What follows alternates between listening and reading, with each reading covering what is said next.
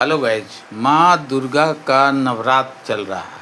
शारदीय नवरात्र में लोग हर कोई व्यस्त है अपने परिवार के साथ, हंसी खुशी समय गुजार रहा है। छुट्टियों में लोग अपने ढंग से जी रहे हैं। लेकिन आज बात बिहार की करेंगे।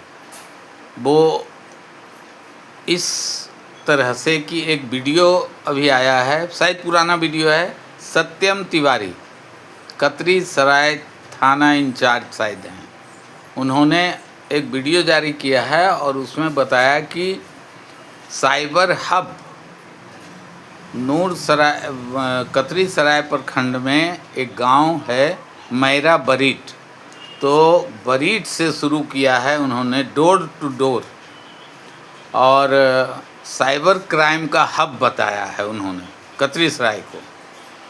और वहाँ उनके शायद 30-32 अरेस्टिंग हुआ है साइबर क्राइम क्रिमिनल लोग, और 20-22 पे शायद FIR दर्ज हुआ है।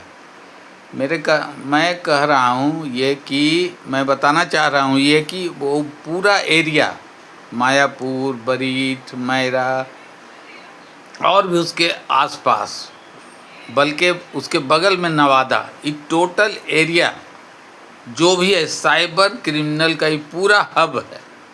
वहाँ कम से कम 12-15 हज़ार करोड़ का घोटाला लोगों ने किया है। बरीट गांव में एक लड़के का ससुराल है, शैलेश न शैलेंद्र कुमार, नाम ठीक से याद नहीं। उन्होंने कहा, बयान दिया कि मैं जब 80,000 रुपया राजस्थान के किसी आदमी से ठग लिया तो वो बेचारा रोने लगा जब वो जान गया कि मैं ठगा चुका हूँ। तो वो बता रहा था कि मुझे इतना अफसोस आया कि मैंने ये काम ही छोड़ दिया और ऑटो चलाने लगा। मेरे कहने का मतलब ये है कि बिहार में साइबर क्राइम होगा क्यों नहीं। वहाँ की आबादी, एक सर्वेक्षण के अनुसार 38% लोग स्कूल गए ही नहीं। तो उनके अंदर जब मोबाइल आया, हाई ये सब जब आया, तो उन्होंने बहुत सस्ते तरीक़ों से पैसा कमाना सीख लिया और वो कमा रहे हैं।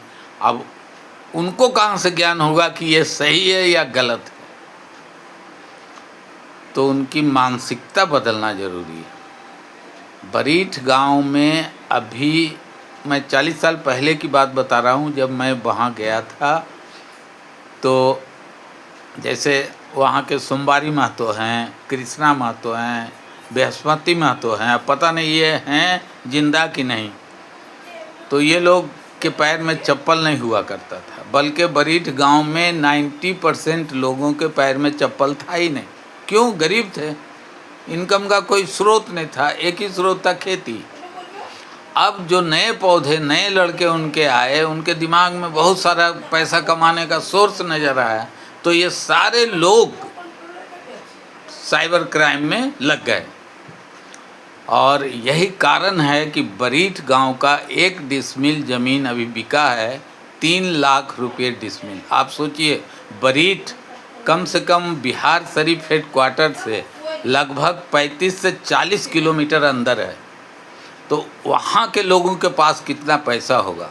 और बरीट गांव में एक मकान कम से कम 3 से 4 करोड़ रुपये का है, एक मकान। और वहाँ का 60% मकान, यही सब पैसा लगा हुआ है साइबर क्रिमिनल का। तो मैं ये कहना चाह रहा था कि एक बेचारा सत्यम तिवारी, जो कि बहुत दिन के बाद इन्होंने जो शुरू किया है मुहिम, बहुत अच्छा मुहिम है।